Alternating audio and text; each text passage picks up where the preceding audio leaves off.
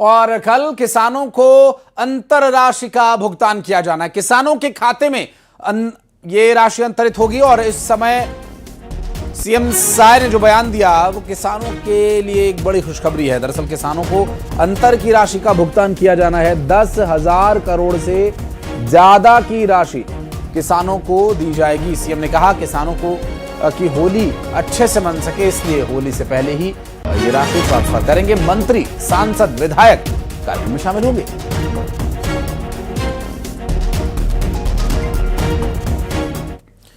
कवर्धा में गौरव पथ निर्माण कार्य में लापरवाही का एक मामला सामने आया। नगर पालिका अध्यक्ष ने निरीक्षण किया और लेट लतीफी को लेकर नाराजगी भी जताई। 11 करोड़ की लागत से गौरव पथ का निर्माण हो रहा है। शहर को एक और सड़क मिलेगी। अब लेट लतीफी होगी तो कितना समय अभी लगेगा इसमें, और ये तो बहरहाल देखने की बात होगी। अभी फिलहाल स्थिति यह है कि गौरव पथ का निर्माण जिसमें लापरवाही की स्थिति बनती नजर आ रही है। लेट लतीफी को लेकर एक बार फिर सवाल उठ रहे हैं। 11 करोड़ की लागत से यह निर्माण हो रहा है। शहर को एक और सड़क मिलनी है लेकिन अभी तक मिली नहीं है, और निर्माण कार्य अभी कहां पहुंचा है और अभी कितना दूर है, तस्वीरों को देखकर अंदाजा आपको हो जाएगा।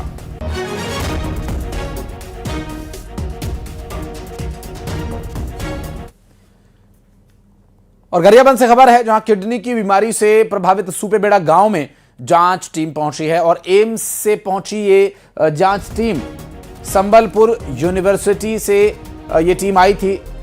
टीम ने सरफेस ग्राउंड वाटर का सैंपल भी लिया और किडनी पीड़ित मरीजों के लिए टेलीमेडिसिन प्रक्रिया शुरू होगी। सप्ताह में 2 दिन एम्स के एक्सपर्ट वीडियो कॉन्फ्रेंसिंग से मरीजों से जुड़ेंगे। साल 2005 से अब तक किडनी की बीमारी से 133 लोगों की मौत हो चुकी है। उसमें एचओडी हैं नेफ्रो विभाग एम्स से, डॉक्टर विनय जी आए हुए हैं। उनके साथ एसोसिएट प्रोफेसर हैं डॉक्टर बेहरा।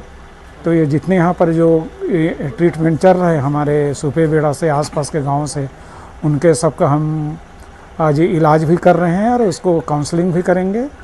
और जो भी मरीज आते हैं सभी लोगों का ब्लड सैंपल भी हमको लेना है। इस एरिया का अलग अलग क्षेत्र का हम पानी का भी सैंपल ले रहे हैं, ग्राउंड वाटर का ले रहे हैं और अगर सरफेस वाटर का भी ले रहे हैं, तालाब का भी पानी लिए हैं, हम रिवर से भी पानी लेंगे और उसकी जांच करा रहे हैं कि उसमें कौन कौन से मेटल्स हैं, इसकी जांच होगी पूरी। ऊपर खूब गहरी जांच के लिए हम लोग के साइंटिस्ट की टीम आए हैं। हम लोग water samples both surface water and ground water का सैंपल लिए हैं, soil samples from agricultural lands लिए हैं, और उसके बाद भी जो ब्लड और यूरिन आएगा जो डॉक्टर की टीम कलेक्ट कर रहे हैं, उनमें कितने हेवी मेटल्स हैं, कितने भारी धातु या कितना पेस्टिसाइड्स का परिमाण आ रहा है, उसको देखने के बाद एक detail analysis report AIIMS Raipur को दी जाएगी। और कितने दिन में कर लेंगे रिपोर्ट? मिनिमम 2 महीने लग जाएंगे रिपोर्ट देने के लिए।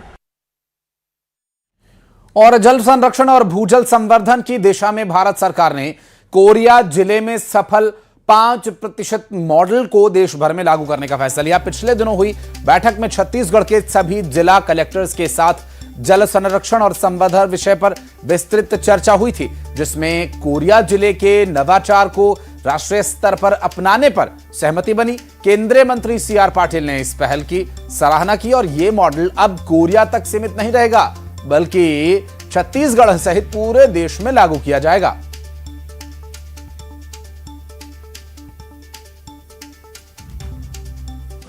बहुत अच्छी बात है कि 5% मॉडल जो कि हर किसान अपने खेत में बना सकता है।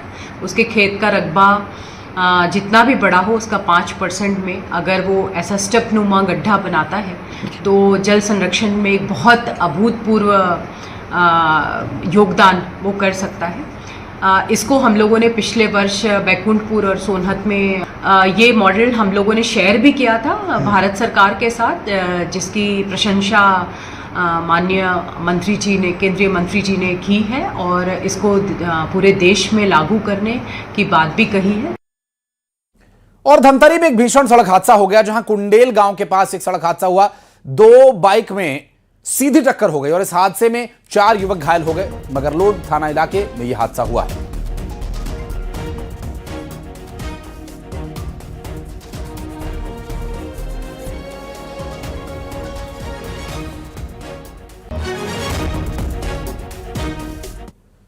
और बिलासपुर से खबर, जहां अशोकनगर अमृत मिशन की मेन लाइन 41 दिन बाद दुरुस्त कर दी गई है। मैकेनिकल जॉइंट फटने से सप्लाई ठप हो गई थी। कोलकाता से मंगाए गास्केट से मरम्मत हुई है। 22 टंकियों में टेस्टिंग सफल है।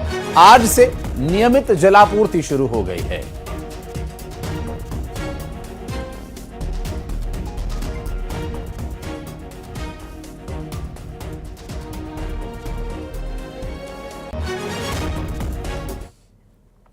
और महानदी जल विवाद निपटारे की दिशा में एक और कदम बढ़ाया गया।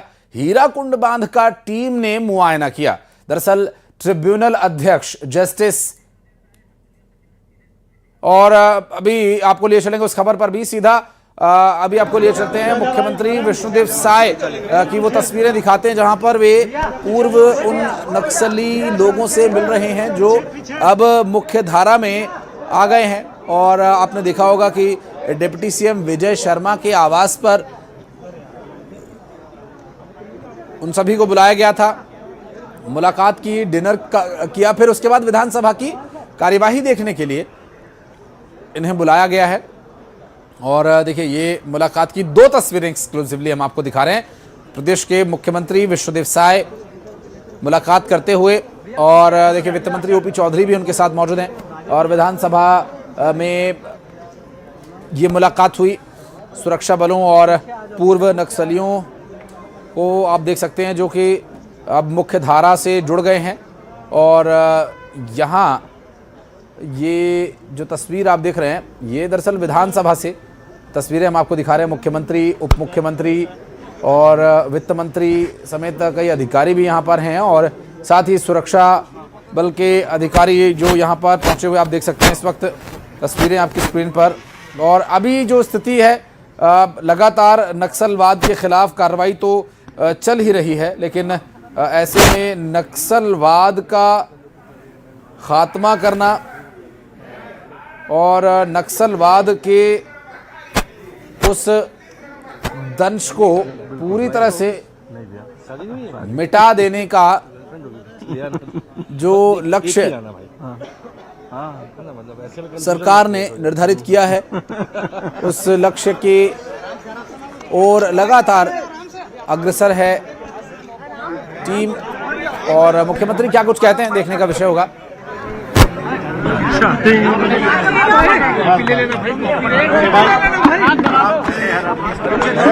ये क्या कर रहे हैं? क्या कर रहे हैं भाई? अरे आप तब जा रही हो, शुरू तो याद है, शुरू तो मेरी जगह मैं हट रहा हूँ। मेरा कैमरा ही फोड़ के कैमरा नीचे कर रहा है।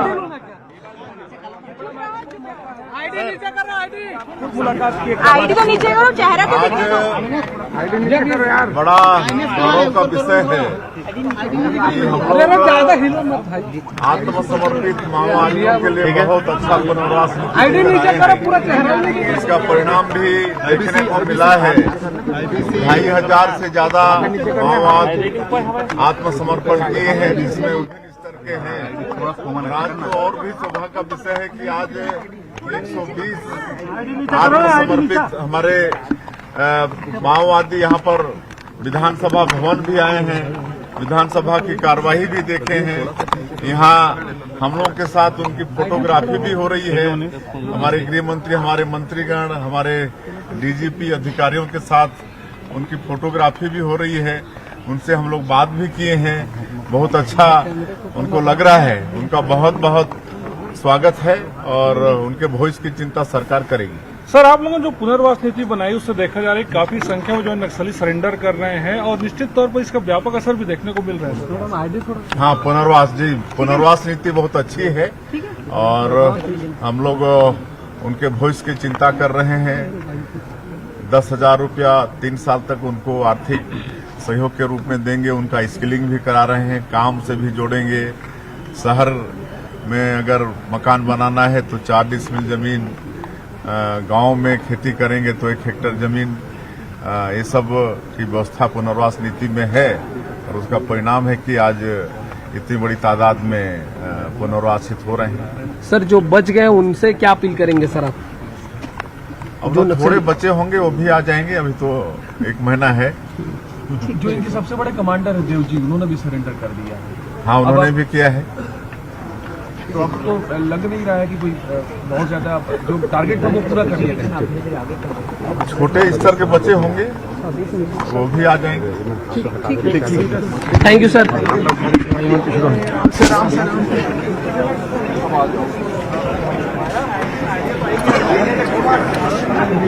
अरे क्या